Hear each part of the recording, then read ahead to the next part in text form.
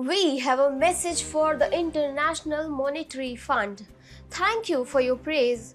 But what about China? Break your silence now. Hi and welcome to TFI English, the national socio-political analysis arm of the TFI Media Group.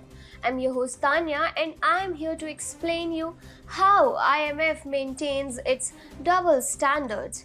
For Sri Lanka, India has emerged as a knight in shining armor. Sri Lanka is going through its worst economic crisis with power cuts becoming the order of the day and the country reeling under an intense shortage of essential supplies including fuel, food and medicines. India's Finance Minister Nirmala Sitharaman recently assured Sri Lanka of all possible help from New Delhi. This came even after India has already extended financial assistance worth more than $1.5 billion, including 2 lines of credit for purchasing fuel, food and medicines to help the neighboring nation tackle its towering challenges. The International Monetary Fund has now come out and begun showering praises on India for its benevolence and spirit of kind-heartedness. Kristalina Georgieva, International Monetary Fund Managing Director, on Monday appreciated India's help to Sri Lanka in tackling its economic crisis. In the backdrop of India extending tremendous help to Sri Lanka, the IMF chief assured Colombo of all possible help from its side as well. Georgieva also congratulated India on its successful vaccination program to control the spread of COVID-19. She also appreciated India for extending COVID-19 relief support to other vulnerable countries.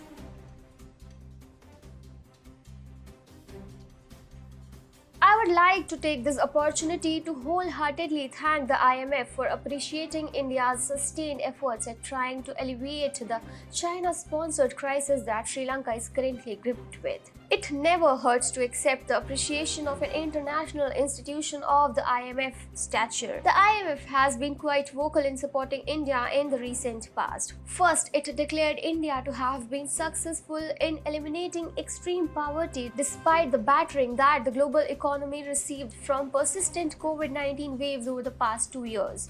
The IMF also appreciated India's marathon campaign of reforming its economy at a structural basis. The cherry topping is the fact that the IMF has projected India to emerge as the fastest growing economy in 2022, with the country expected to log an 8.2% growth rate. India is fast emerging as an economic powerhouse that the world looks up to. In fact, the IMF can offer India's experiences as a case study to other developing nations around the world. However, one piercing issue remains and must be addressed on an immediate basis.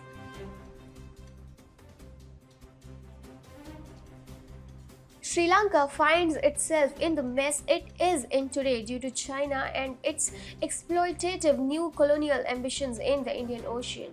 China debt-trapped Sri Lanka, seized its strategic assets and then abandoned the oceanic country. Sri Lanka is burdened by an embarrassing debt which it is unable to pay to China. Sri Lanka has run up an external debt of more than $45 billion, about 60% of its nominal GDP. In the last decade, China has lent Sri Lanka over $5 billion for projects including roads and airport and ports. In 2022 alone, Sri Lanka is required to pay about $4.5 billion in debt. Of course, the COVID-19 pandemic only exacerbated and preponed the inevitable for Sri Lanka. However, no international institution is willing to address the elephant in the room. The IMF in particular has not condemned China for playing an instrumental role in destroying Sri Lanka. The IMF should have been pounding China for how it has ruined Sri Lanka. Instead, the institution is maintaining a stoic silence on the issue, thus motivating China to pursue its debt-trap policies across the world, particularly in the Indo-Pacific, with enhanced vigor. This was an opportunity for the IMF to set a precedent. That the body is showering praises on India does not steal away from the fact that it is refusing to speak against China's exploitative economic policies.